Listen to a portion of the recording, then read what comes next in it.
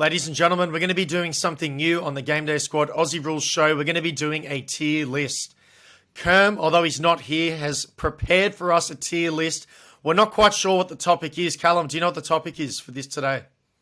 No, this is a little bit of a surprise for me. I can see my boy Jason Horne-Francis on the screen, and beside him, Amon, who left us. So I reckon it's got something to do with players who have changed clubs in the off-season. Am I on the money there? Absolutely. It is AFL Fantasy Player Recruits from 2023. Let's get right into this, mate. I'm super pumped. I can't wait. The first player on our agenda today, Brodie Grundy. What's your thoughts on him? Yeah, of course. I imagine we're doing this all from a fantasy perspective, right? Put our GDS hats on, which I've got on me at the moment. Brodie Grundy, he's... Absolutely. For me, I reckon I don't know, this is probably my first tier list doing like this. I reckon I'd put him at about a B. He's been about average where I expected him to be. He's nowhere near the big boys at the top, but he's been pretty solid when Gawn hasn't been there. So I reckon B is where I'd put him. What about yourself? Mate, I totally agree. So I'm actually just going to place him in there right now. Brodie Grundy hasn't been one of the better ruckmen in the league, but he's been solid. And, as a new recruit, that's all you can ask for. Our next player on agenda is Timmy Taranto. Now, I'm just going to do us a solid, and we can talk about it. S for solid, S for superstar. We didn't need to discuss that. I asked before, what does S stand for? You didn't know. S stands for superstar here, and Timmy Taranto is just that. It was the point yesterday where I was actually hoping he'd kick more goals against my beloved Port Adelaide, just because I had him in my fantasy team. So when I watched him kick that fourth goal late, I was kind of cheering inside. So yeah, good pick there. Yeah, and I don't even need to say anymore. You said it. One of the best forwards in the entire comp, if not the best at the moment for fantasy. Absolute stud. If you don't have him, you need to get him in your lineup. No other player to play over him. Who have you got next, Cal? We've looked like we've got Hopper. I can see there in the midfield. Big Hop.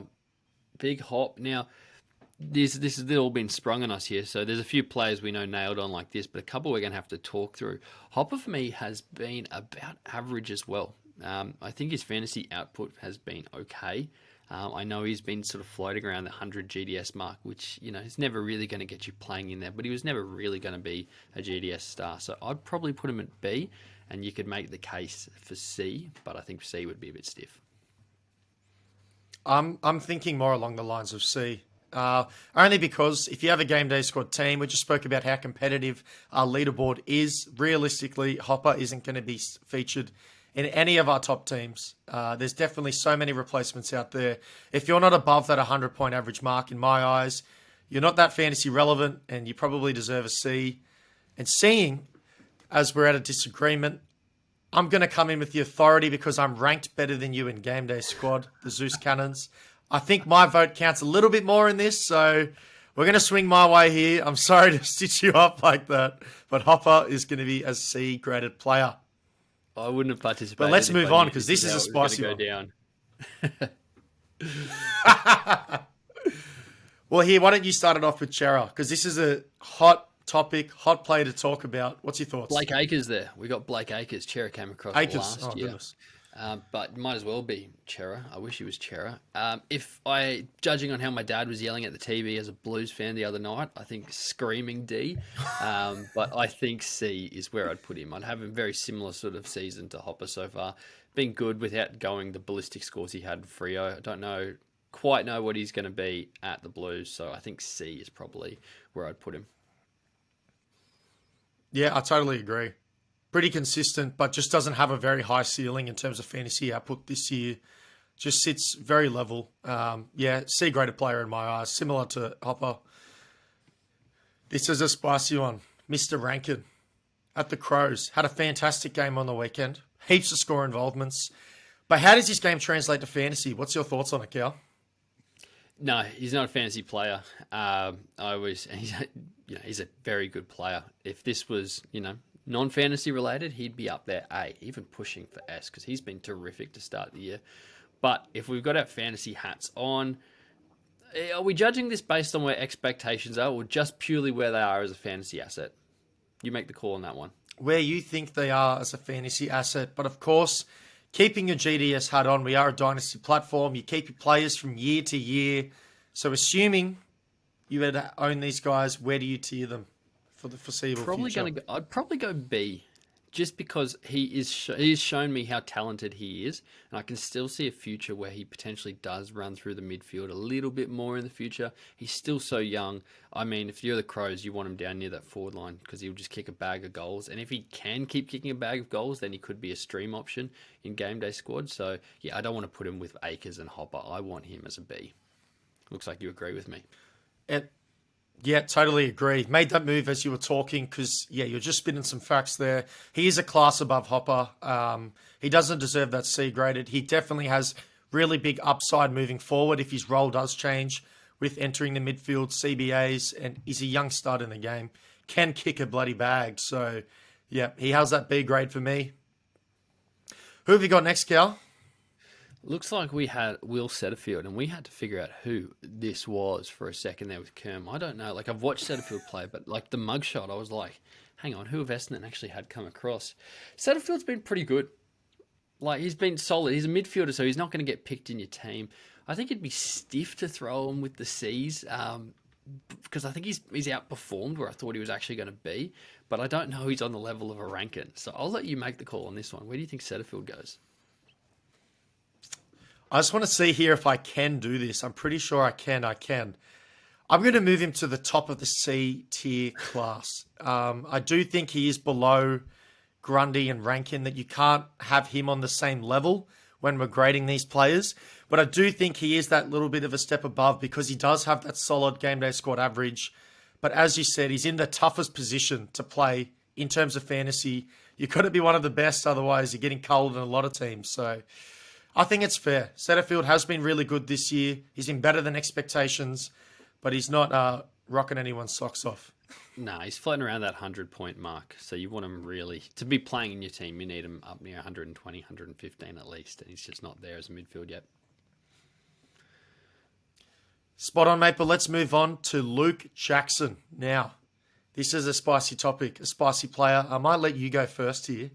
Let me know your thoughts on him. So in game day squad, he's a forward, correct?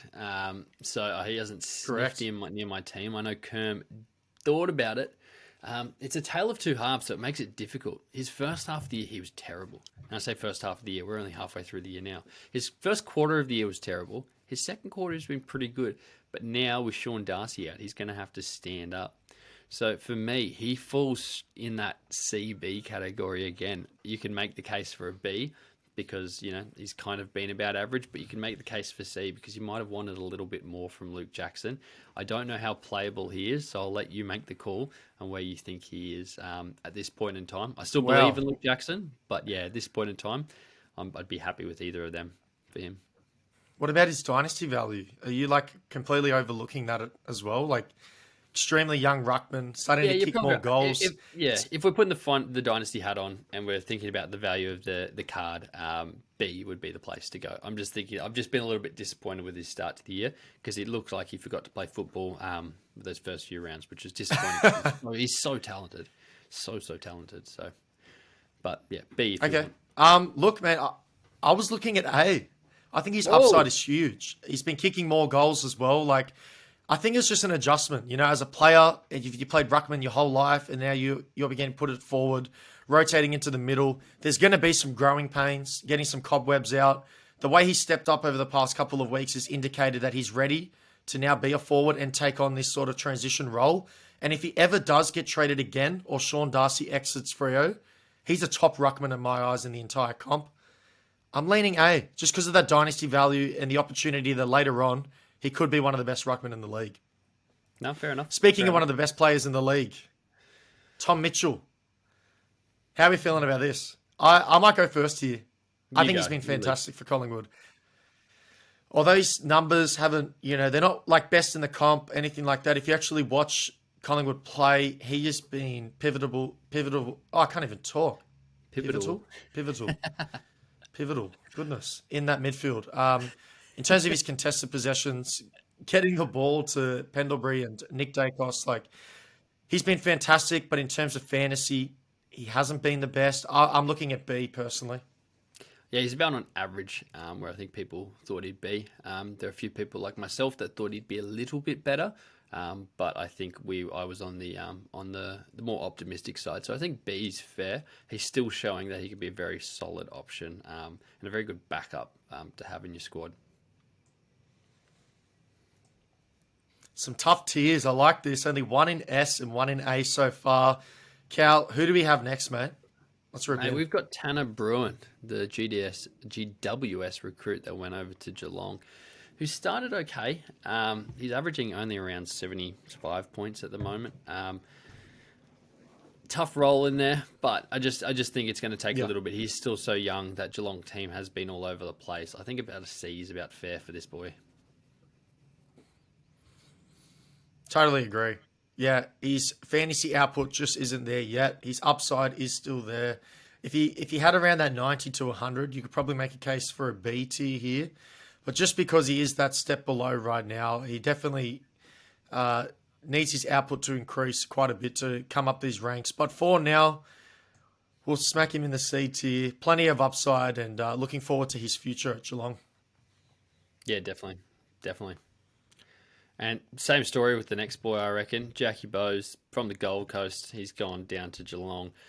Struggled a little bit. I believe he got injured at some point as well. Still quite young. Still lots of potential there. So I think a C at the moment. But yeah, really hoping Jack, as a friend of Game Day Squad, can push up the ranks. Yeah, couldn't agree more. It's such a stacked team. Coming off a premiership, it's going to be hard to go in there and to average your triple-digit figures, especially just coming to the team in the first year. So it's a tough ask either way for either of the Geelong boys that we just mentioned. But again, upside is there for the future, and their role is most certainly going to change moving forward. We got one of your ex-boys, Carl Amon. How are we feeling about him this year, Cal? I really liked Carl Amon, and trust me, this is not with my Port Adelaide hat and jumper and jersey and everything hanging behind me. But out of all the players on here, has he been the most disappointing? Because this guy was a stud on that Port Adelaide wing, and now he can't even crack 100. He's floating around 90, I think, at the moment. He's still quite young, so I don't know if D's stiff, but if anyone, I think, on the board out of everyone, if we had to pick one player who's going to be a D, he's a contender. So I'll let you decide if you want to if you want to put him first, or you think if I'm being too biased, you can nudge him up to a C. Wow. Last year, he was one of your boys. This year, kicking him to the curb, trying to give him a D tier rating. And you know what? For the fun of the game, you are the expert here when it comes to Port players. You've seen his role evolve into whatever you just said. We're putting him at D. I think it's fair as well. He's not playing in many fantasy teams at the moment. He's been quite disappointing. And the opportunity at Hawthorn is there to come in and dominate. But the likes of Will Day have taken those roles instead. And now he's being, left to the side a little bit. Yeah, definitely. Let's talk about the next one, though. I know you want to announce this boy. Yeah. Yeah, definitely.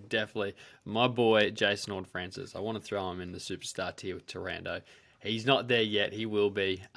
For the upside, I think I want you putting him ahead of Luke Jackson on the A tier, but he's knocking on that door because this boy's going to be a stud. I just don't know if it's going to translate to the fantasy stud. I can see him being, gun player like a Petrarca. But the question is, does he become a fantasy stud and rack up 40 plus touches a game? I don't ever think that'll be him.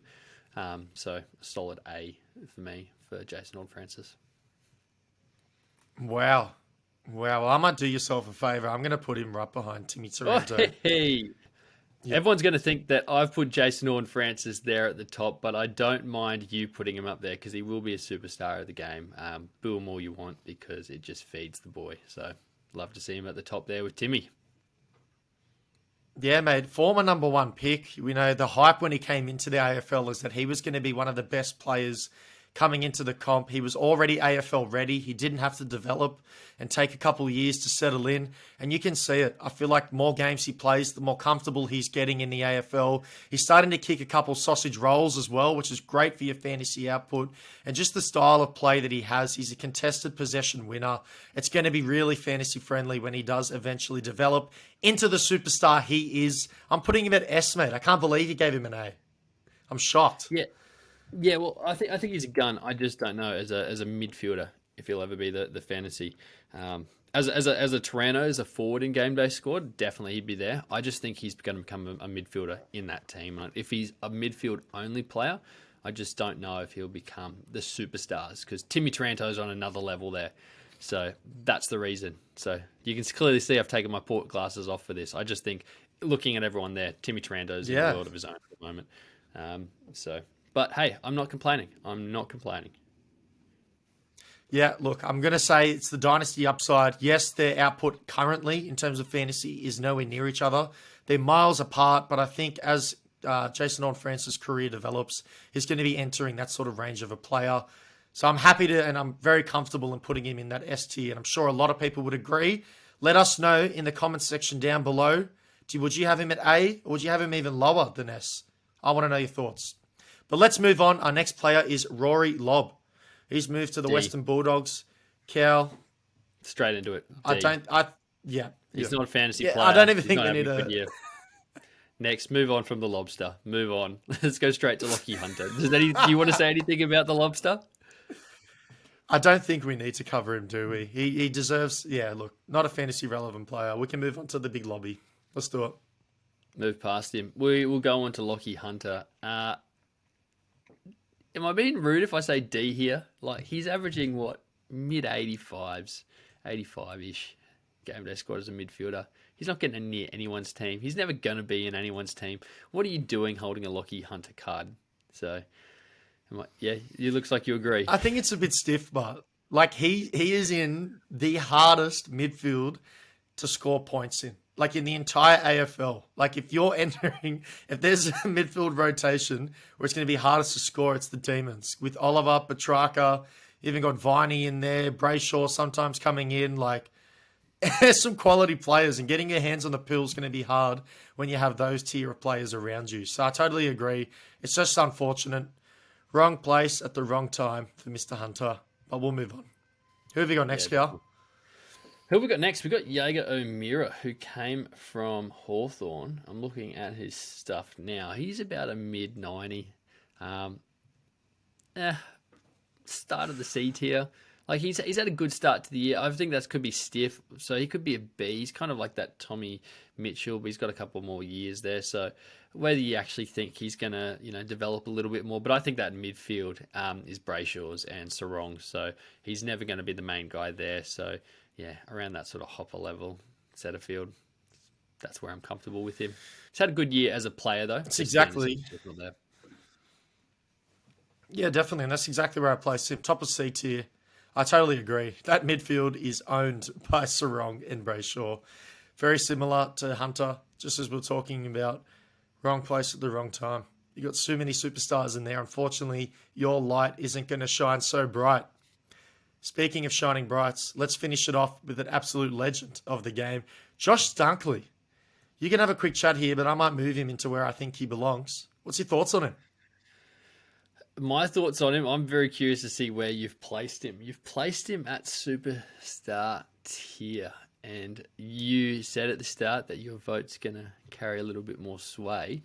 I would have put him at A, because everyone said that he was going to be the number one forward card in the game. Now, he's been good, but everyone thought he was going to be Taranto, and he hasn't been Taranto. And if he goes into that midfield role, like this was his year to be the number one guy. If he goes into that midfield role, then he falls into a very difficult pack there. So as the card and as the asset, it gets a lot harder. So for me, I think he's missed his chance to win our Game Day Squad's most valuable, and that's why I'd put him in A. Still killed it for me on the weekend. Still going to play him every week, but yeah, for me, that's where I'd put him. Do you know what? I've made an audible here. I hear you out. And honestly, I totally agree. In the pre-season, everyone spoke about how you must have a Josh Dunkley card. He's easily going to be the best forward in the game. And that if you didn't have one, then you were just going to, destroy your entire season.